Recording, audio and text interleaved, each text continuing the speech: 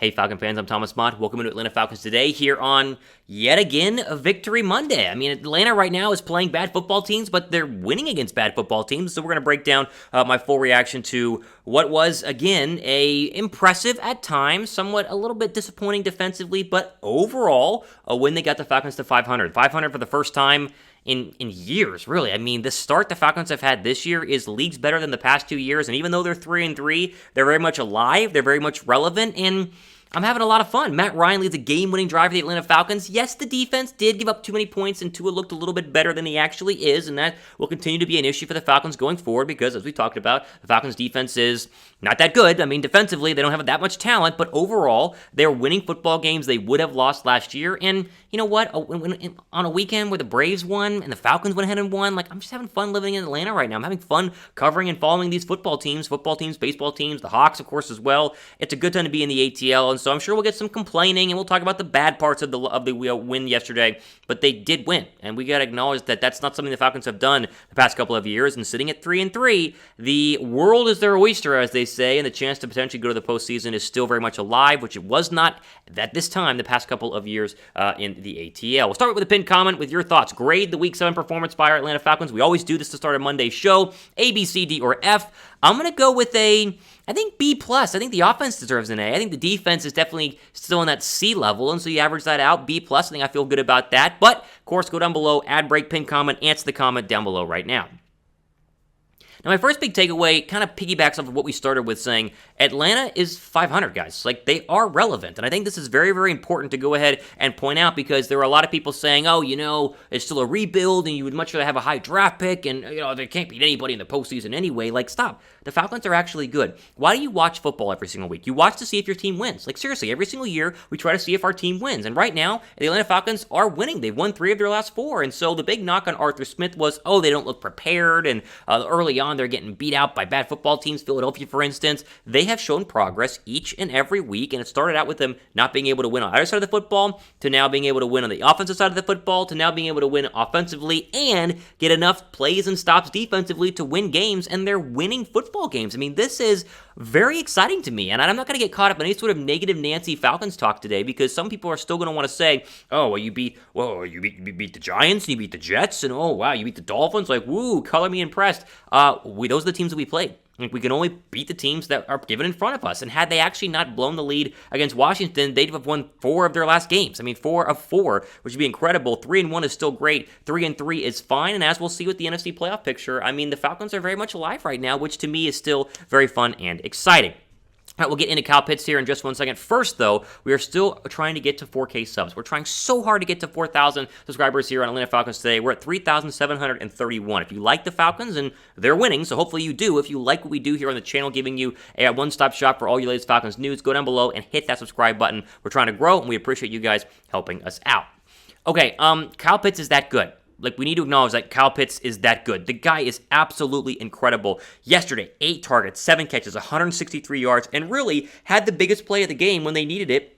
Trying to get the ball into field goal range in the final drive, one-on-one with the best corner in the league, or one of the best corners in the league, and Xavier Howard beat him out. He's beating corners. Like, he's a tight end. He's beating the best corner on the opposing team in man-to-man coverage. The guy's an absolute freak, and I think we have to at least acknowledge, and we did this here on the channel, but everyone else in Atlanta did as well. The first couple of weeks, it was like, was Kyle Pitts worth the 4th overall draft pick? And we all kind of said, maybe eventually, but I don't see it right now. Well, we're 6 weeks in, we're seeing it. I mean, he has been lights out, and the fact that he's already this good means that the ceiling is just going to keep, I mean, it just keeps going up. It keeps going up. He's been absolutely fantastic. It is a matchup nightmare, and it's instantly become the number 1 target on this offense. I mean, Calvin Ridley's not done a lot. The running game has been, a little iffy. Patterson's been a nice weapon, but Kyle Pitts is the best weapon. And when you're going ahead and playing the Falcons each and every week here as an opposing defensive coordinator, Pitts is the first player you have got to figure out how to stop because as we saw yesterday and against the Jets, he will absolutely shred your defense, and he did it yet again. I'm so impressed, man. I'm very impressed with the Falcons and Kyle Pitts right now.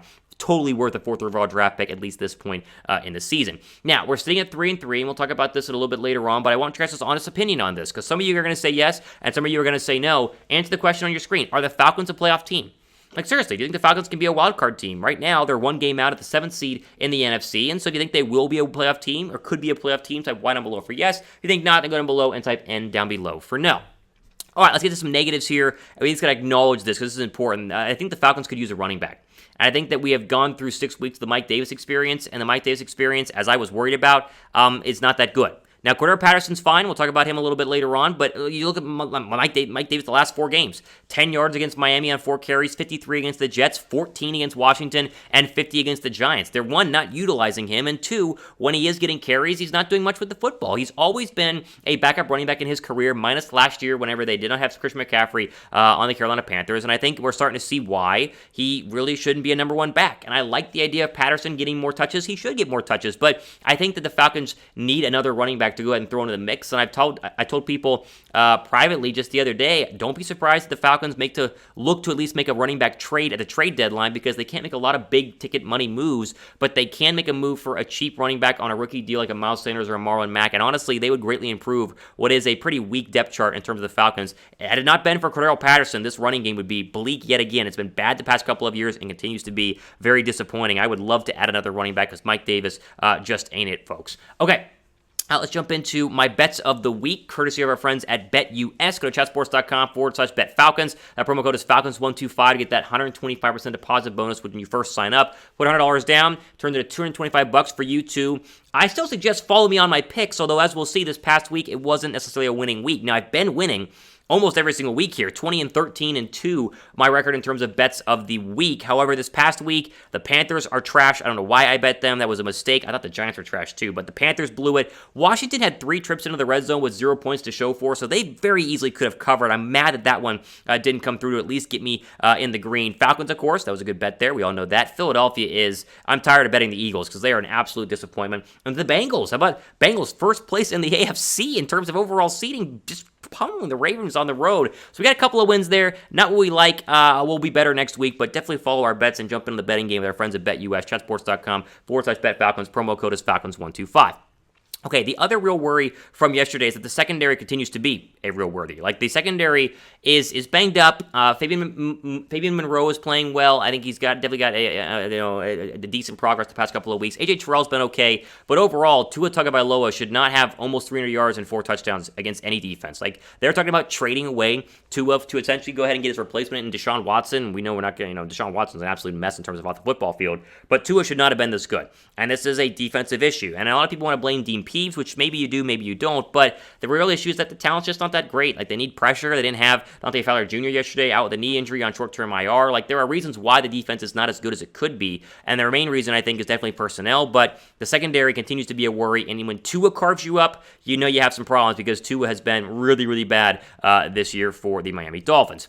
All right, final takeaway here. Let's just call it what it is. Next week should be an easy dub. Like, now, no week is easy in the NFL, and any team can possibly win, and Thomas, you just jinxed us. I know all these things, okay? But the Panthers are really bad. Like, the Panthers are very, very, very, very bad. I mean, they benched Sam Darnold for P.J. Walker. It should be a very easy chance to go ahead and go to 4-3. Be positive on the year, which is crazy. And then you have the Saints and the Cowboys. 2, I think, good tests. The Saints are a mediocre football team. The Cowboys are great, so you're going to have to really gauge yourself against a bad team, a medium team, and a great team the next 3 weeks. And then the Patriots on Thursday night, and then the Jaguars. Like, this, to me, continues to be an easy, winnable schedule, which puts Atlanta in a position to be the 7th seed in the NFC. Like, right now, the top 5 seeds in the NFC are all basically locked in. Like, the Rams are going to be there, the Bucs are going to be there. Obviously, you have guys like the Cardinals are going to be there. But the second team in the NFC South is going to get a wild card spot, just like the second team in the NFC North is going to get a wild card spot. The Packers are locked up, but then you got the Vikings sitting there at 3-3. You have obviously the Falcons sitting there at 3-3. This season is far from over, and even though the Falcons are a mediocre football team overall, I think we can acknowledge that they are still in a position to go to the postseason. Which,